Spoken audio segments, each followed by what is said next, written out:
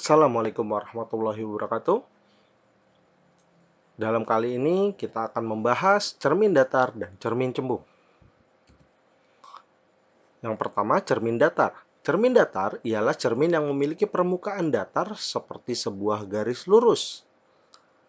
Bayangan benda yang dibentuk oleh cermin datar memiliki dimensi ukuran, panjang dan lebar sama persis dengan dimensi benda.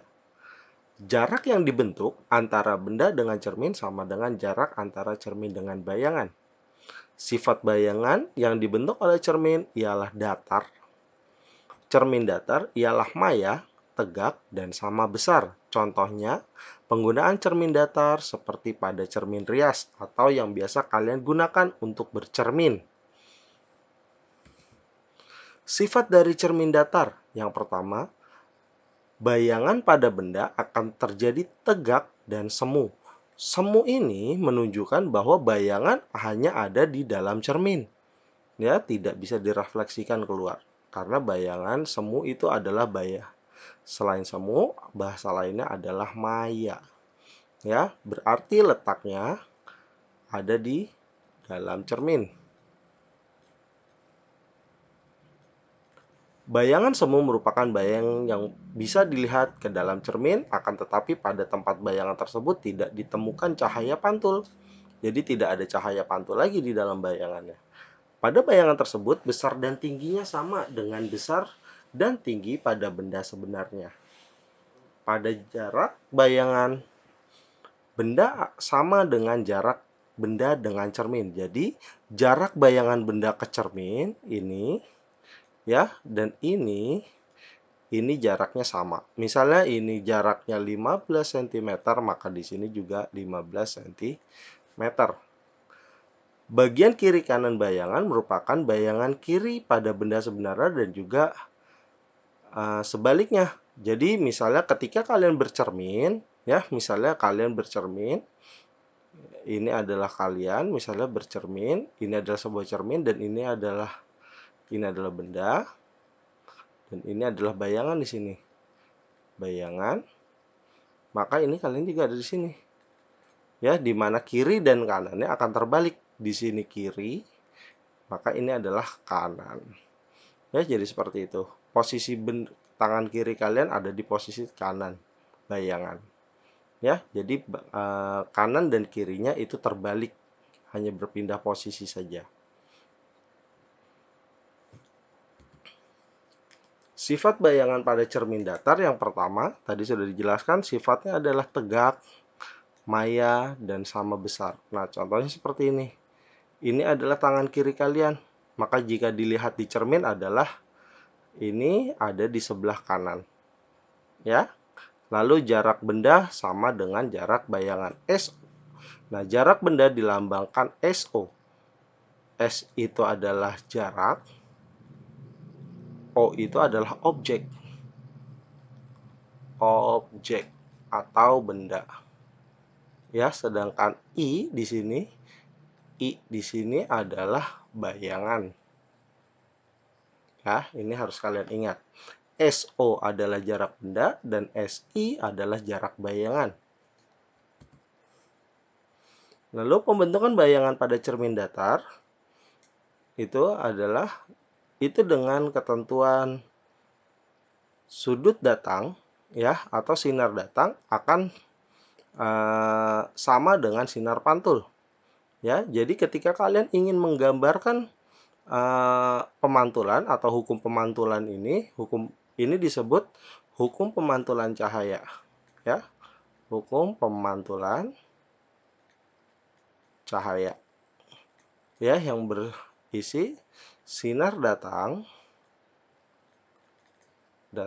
harus sama dengan sinar pantul.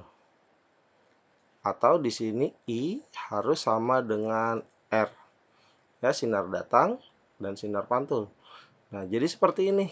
Nah, caranya pertama, kalian gambar dulu cerminnya. Ini kita anggap cermin datar. Maka setelah kalian pertama gambar dulu sinar datangnya. Misal sinar datang ke sini. Set, ke sini ya. Nah, kalian harus gambar dulu nih sinar pantulnya. kalian harus buat garis normal. Ya, kalian tarik dulu garis normalnya. Setelah kalian tarik garis normal, maka kalian dapat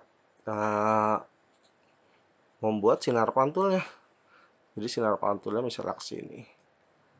Ya, maka ini adalah sudut datang atau I, dan ini adalah sudut pantul atau R. Yang besarnya I itu harus sama dengan R. Jadi seperti itu. Nah, jadi garis putus-putus yang ini adalah garis normal. Ya, garis normal ini sebenarnya nggak ada di gambar, hanya garis hayal. Garis hayal atau garis bantu saja.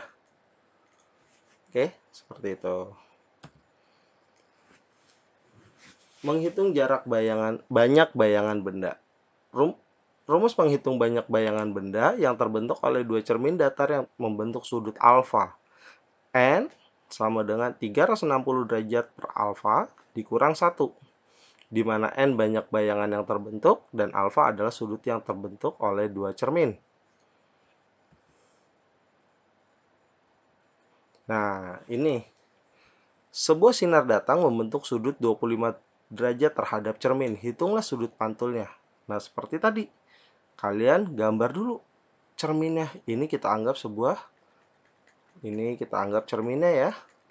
Ini adalah sebuah cermin. Dan kalian sudut datang membentuk 25 derajat terhadap cermin. Anggapnya ini sudut datang. Ini sudut datang. Lalu kita buat garis normalnya. Ya, kita buat garis normalnya. Ini garis normal seperti ini. Lalu kita buat sudut pantulnya. Ini adalah sudut pantulnya ke sini. Nah, ini. Nah, membentuk 25 derajat terhadap cermin, berarti ini 25 derajat. Maka ini berapa I-nya? Dimana kalian paham, ini adalah rumus segitiga siku-siku. Ya, segitiga siku-siku berarti untuk I, kalian bisa cari I sama dengan sudut siku-siku adalah 90 derajat dikurang 25 derajat. Maka hasilnya adalah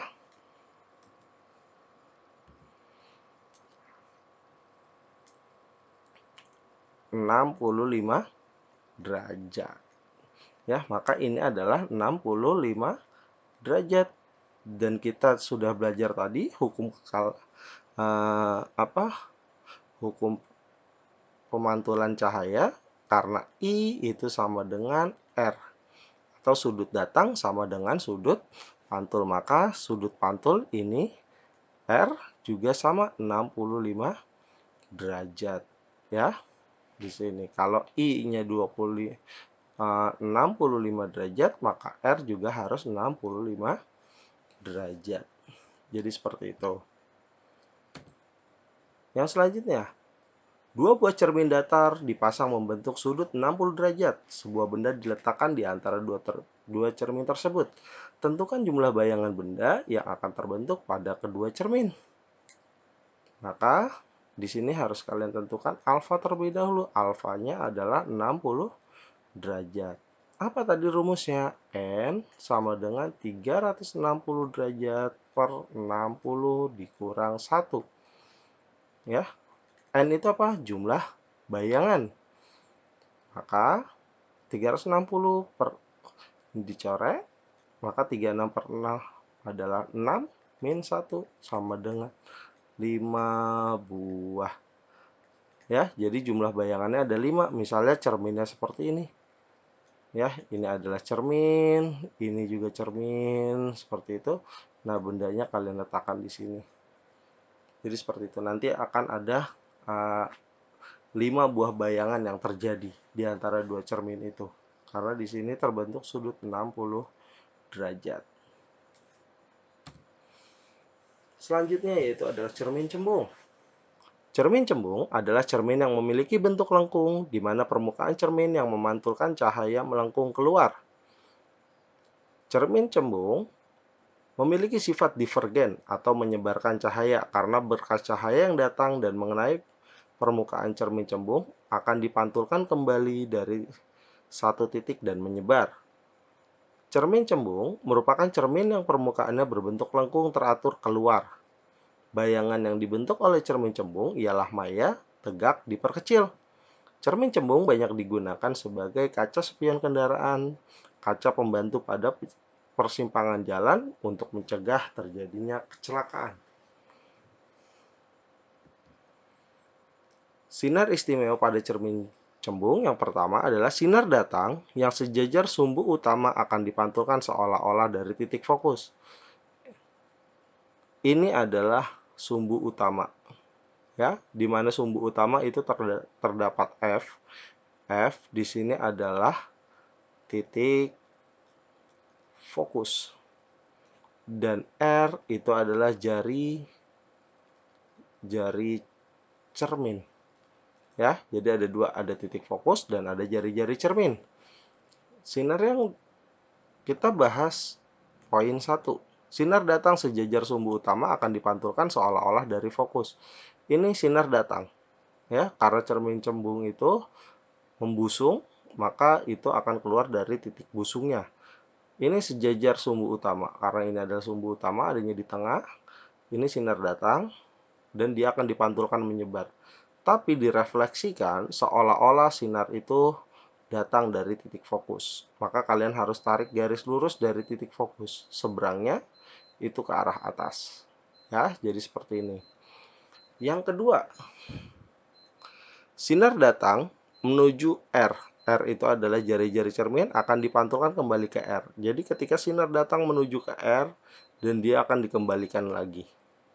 Ya, dia akan membentuk satu garis lurus. Yang ketiga, sinar datang yang menuju titik fokus akan dipantulkan sejajar dengan sumbu utama. Ketika sinar datang ke arah titik fokus, maka seolah-olah sinar akan dipantulkan sejajar dengan sumbu utama atau sinar akan dipantulkan lurus. Jadi ini adalah 3 sifat istimewa dari cermin cembung. Rumus cermin cembung. Nah, cermin cembung itu juga disebut cermin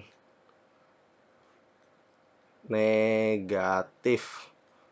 Ya, cermin cembung itu dikatakan cermin negatif karena titik fokusnya yang bernilai negatif.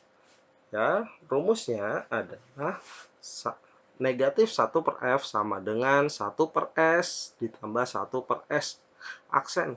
Atau ini sama juga seperti yang tadi dikatakan di awal, untuk benda itu adalah SO dan untuk bayangan SI. Maka S ini, ya, untuk S ini kalian bisa ganti dengan SO dan S aksen ini kalian ganti dengan SI. Ya, jadi S ini adalah SO itu jarak benda dan SI adalah jarak bayangan. Ya, ini juga sama, SO dan SI. Dan rumus yang selanjutnya yaitu M. M di sini adalah perbesaran. Ya, di mana perbesarannya itu SI dibagi SO. Ya, ini SI dan ini SO. Dan HI dan HO. Ya, ini bisa aja HI dan HO. Ya, dimana kalian perlu ingat I itu adalah bayangan. Ya, untuk rumus ini I adalah bayangan dan O adalah objek atau benda. Nah, ini harus kalian ingat. Contohnya, sebuah benda diletakkan 4 cm di depan cermin cembung. Nah, berarti SO, benda 4 cm yang memiliki fokus F sama dengan 6 cm. Letak bayangan yang terbentuk yaitu, berarti yang ditanya adalah SI. Berapa SI-nya? Kita masukkan rumusnya. Negatif 1 per F sama dengan 1 per SO ditambah 1 per SI. Negatif 1 per 6 sama dengan 1 per 4 ditambah 1/SI. Ya, ini pindah. Maka 1/SI sama dengan negatif 1/6. Ini plus, pindah ruas jadi min, ya. 1/4 ini itu harus pindah ruas ke sini ya. Maka ini tandanya plus, pindah ruas jadi min 1/4. Maka 1/SI sama dengan negatif per negatif per ini 6 dan 4 harus kita samakan. Itu 12. Ini 12. 12 bagi 6, 2 kali 1, 2. 12 bagi 4, 3 kali 1, 3. Maka 1/SI sama dengan min 2 dikurang 3. Sama dengan min 5/12. Ya, maka 1/SI sama dengan min 5/12. Maka SI-nya kita balik juga, ini min 12/5. Ya, ini dibalik ya. Ke sini, ini juga dibalik. Ya, tukar posisi. Maka SI sama dengan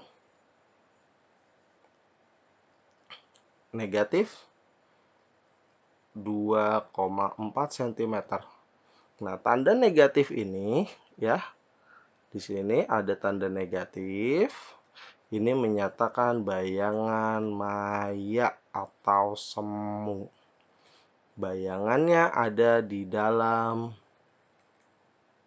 cermin. Ya, jadi seperti itu. Makanya untuk sifat bayangan dari cermin cembung adalah maya. Ya, sekian video kali ini. Kurang lebihnya saya mohon maaf. Wassalamualaikum warahmatullahi wabarakatuh.